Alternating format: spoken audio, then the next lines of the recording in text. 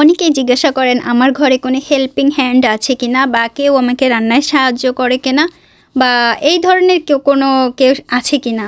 তা আমি আসলে আমার রান্নাটা আমি নিজেই করি, আর আমার হাজব্যান্ডের রান্নাও আমি করি, ছেলের রান্নাও আমি করি। আর বিদেশে হেল্পিং হ্যান্ডের কথা চিন্তা করাই যায় না, কারণ আপনি ধরেন কোনো একটা কোম্পানিতে বা অফিসে যে জব করতেছেন, আপনি যে টাকা বেতন পাবেন হেল্পিং হ্যান্ড রাখলে তাকে সেই বেতনটাই দিতে হবে।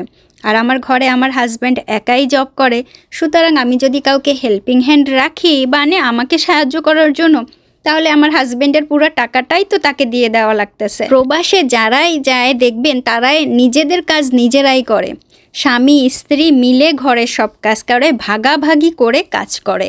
এই যেমন ধরেন আমাদের ঘরের ময়লা ফেলানোগুলো আমার হাজব্যান্ড ফেলাই দিয়ে আসে, ঘর কুড়ানোটা আমি করি, আবার ঘর যখন মোছা হয় মেশিন দেওয়া ও মাঝে মধ্যেই মুছা দেয়।